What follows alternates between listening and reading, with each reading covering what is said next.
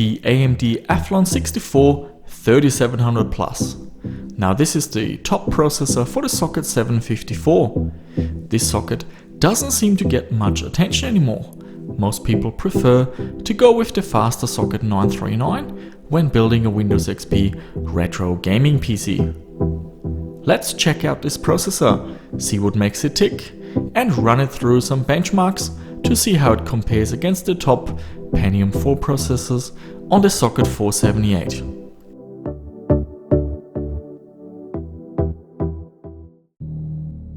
The Athlon 64-3700 Plus launched in June of 2004. It runs at 2.4 GHz and comes with the Clawhammer core. It has 128 KB of level 1 and 1 MB of level 2 cache. The Athlon 64 has an integrated DDR memory controller. For socket 754, only single channel memory is supported.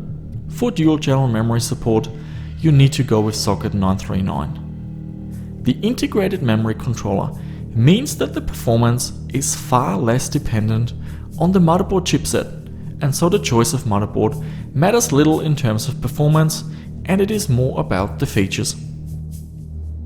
Most Athlon 64 processors come in different steppings. The 3700 Plus, however, is only available in the newer CG stepping, which supports the faster 1T command rate. This is a setting that you need to activate in the BIOS. Compared to the high-end Pentium 4 processors, the Athlon 64 is more efficient. It has a TDP of only 89 watts and supports the Cool and Quiet technology. Cool and Quiet dynamically changes the processor frequency depending on the load, drastically reducing power consumption and heat when the processor is idle.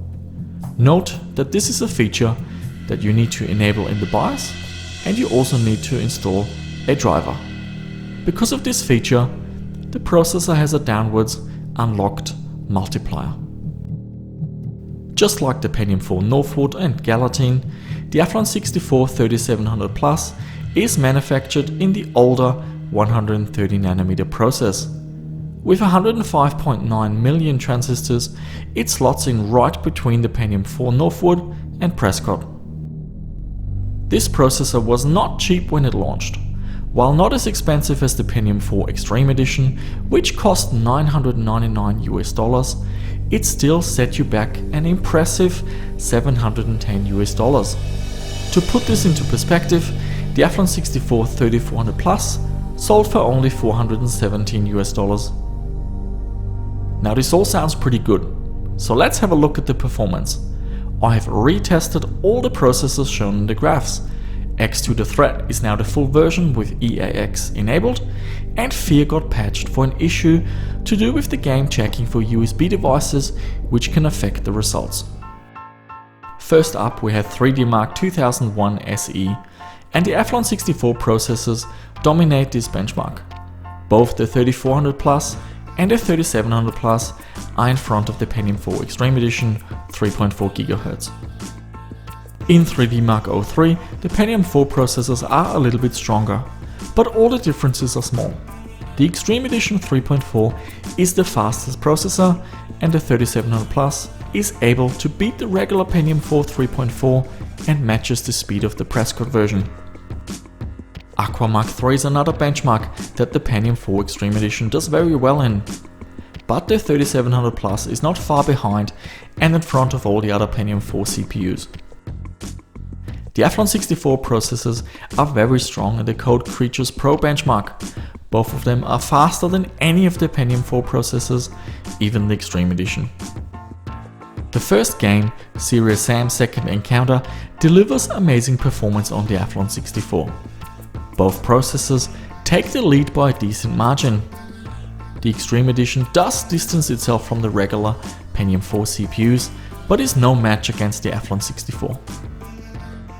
X2 the threat also scales nicely on the Athlon 64.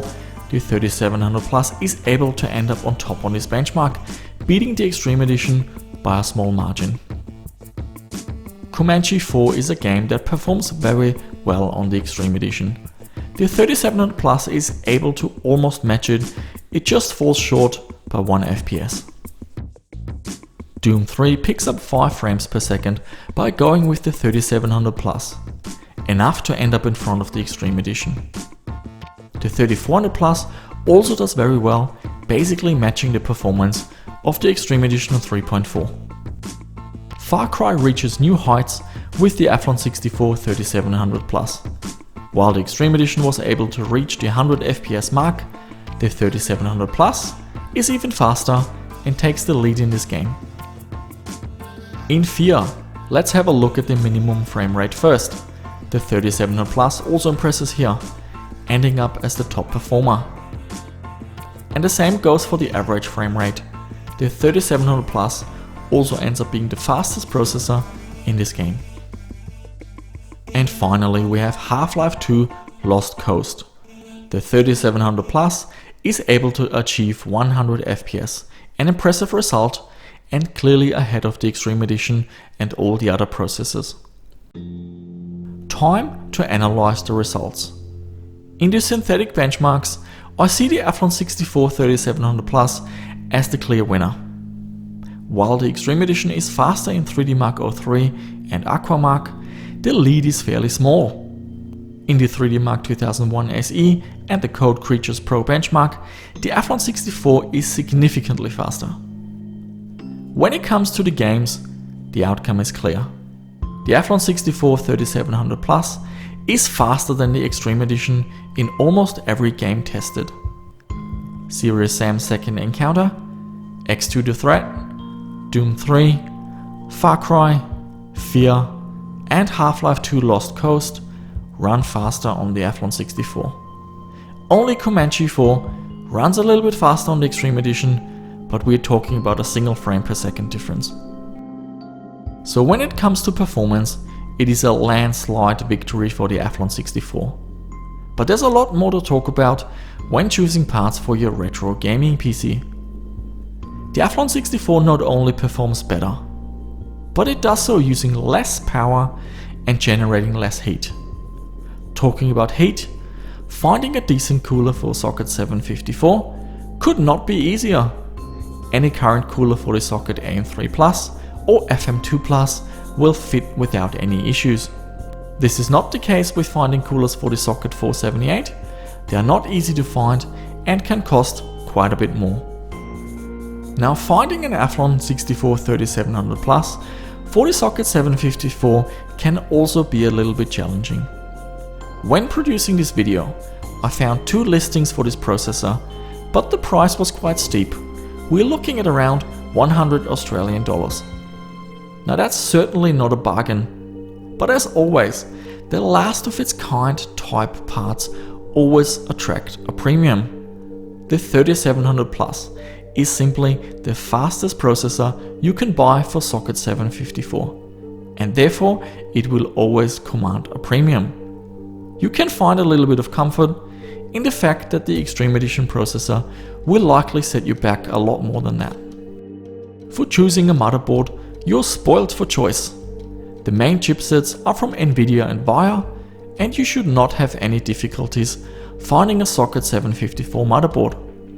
You even get to choose between AGP and the faster PCI Express interface. Now I am aware that there are PCI Express motherboards for socket 478, but they are definitely more exotic and I had to pay significantly more for those compared to a socket 754 motherboard.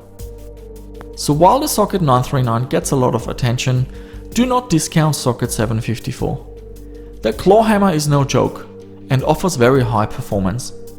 Socket 754 is a fantastic platform for building a Windows XP retro gaming PC, especially if you have a soft spot for AMD and are looking to build something slightly different without costing a fortune.